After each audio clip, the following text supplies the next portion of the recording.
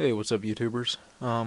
Somebody gave me an idea in one of my other videos, and they said something how they wanted to hear about my military experience. I'm going to take this off because I can see the reflection of the computer and it's annoying. But they wanted to hear about my military and everything. So I'm going to go ahead and every Sunday do a video about my time in service. Today's video is just going to be a basic background in what job I had and everything, and like service length and everything. Um, it was the 7th of January 2007 that I actually arrived on Paris Island. Spent a while there, ended up going through my basic training and everything. Combat training was after that. And then after combat training was my actual military occupational specialty training, which is MOS in short. And that's pretty much your job. And spent probably about a month or two in there. One second. For some reason, the video I was watching of a live streamer is unmuted.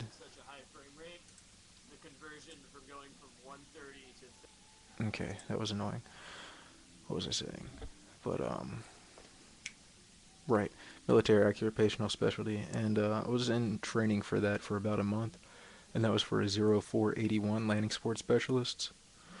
And the numbers are cut into two sections. The 04 means logistics, and 81 is the actual specialty, which was landing support specialist. And in that job, its main detail was pretty much anything logistics. My job was pretty much making sure that I got the people and the supplies where they needed to be on the battlefield. So, uh, back in World War II, they were, or like the 0481s, would actually be on the beach landings. So they would have the little boats come up, drop down. The 0481s would take the beach with the 0311s. After the beach was secured, the infantry would push forward and capture more area as the 0481s would stay behind and set up a beachhead. Main part of the beachhead is that any new units coming up, we would tell them where they needed to be. Somebody's Skyping me and annoying the shit out of me. One second while I freaking let them know I'm making a video. Um.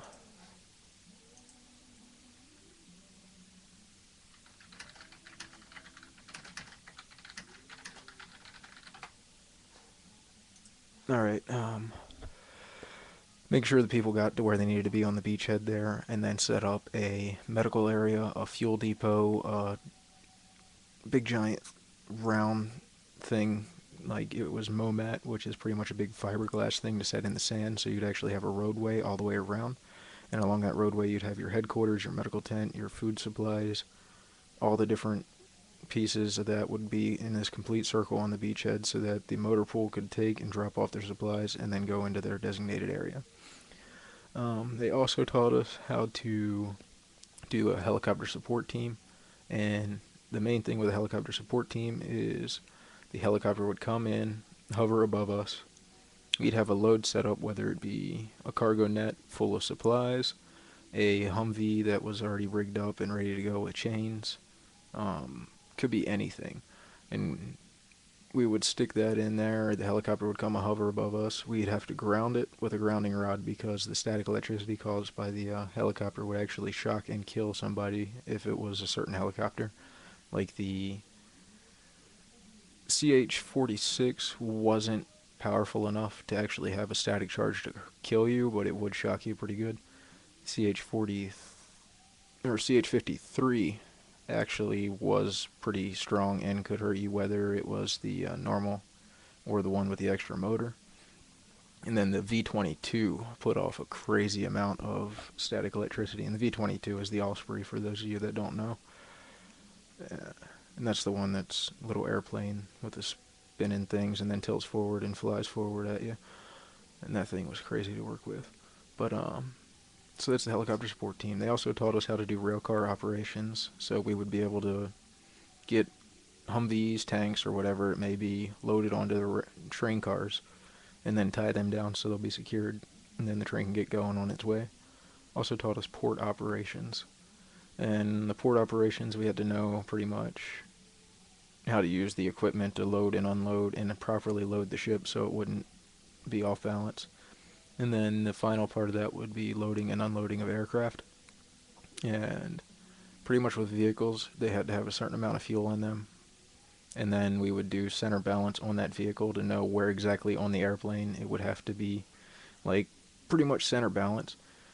We would put scales underneath the tires, weigh it, and then based on how long the vehicle is and based on its weight, we had a mathematical equation that we did to find out where on that vehicle you could find the point that you could stick the entire vehicle on that point and it would not tip either way. It would sit balanced perfect. And that way that line would have to line up the entire way for all the vehicles on the airplane so that it would not be pitching left or right. It would be dead center in there. So when the airplane's taking off, it's not going crazy, you know. That was pretty much that. And then they also had to teach us how to do manifests, and we did have a security clearance based on that because we did have a list of every piece of equipment and personnel going on to and coming off of certain things. So we had to write up the manifest. We knew exactly what was on there, and that would be considered classified information because if the enemy got a hold of that, they would know pretty much which transports were carrying what and what they may want to hit in priority. Alright, so that was that. Ended up being in the military from when I went to boot camp until the 14th of July 2008. That's when I actually got my DD-214 and separated. There was a long, felt like forever, 3-month period where I was in and out of hospitals. I messed up my back pretty bad. I had some other things that I'll talk about in a later video. I don't really feel like speaking about them right now. But that was pretty much it. No, I only got to qualify with my weapon once, which was the M16A2 at boot camp. The day I was supposed to qualify again, I had an incident where I had to go to the hospital and deal with some things there. So I never did qualify again with my rifle. I only got a sharpshooter badge. Weapons I did fire while I was in was obviously M16, the M249 saw, the 240 Golf, because that was the one with the buffer spring in it, and the 240 Golf was pretty much a replacement of the M60. We also fired the paint rounds out of the M203 grenade launcher. Got to throw a live hand grenade, which was kind of neat. Didn't actually get to shoot the 84mm rocket, or the AT-4 rocket. We did get empty ones that they actually had a thing set up in it that actually fired a 9mm tracer round. And we would sit there and do the little yell like, backblast area all clear, 3, 2, 1, fire, and then shot at little tank targets and tried to hit the little metal thing in the middle. And at boot camp, when I fired that thing off, the first time I was like, whoa, and hit the button, and it went flying off in the wrong direction. And the tracer actually caught the firing range on fire. So that was amusing. But, yep, that's pretty much 1, 2, 3. I think that's all the weapons I fired. But I can't be 100% sure. I did have a lot of good times and a lot of bad times in the military. I would not trade them for anything because they have made me who I am today.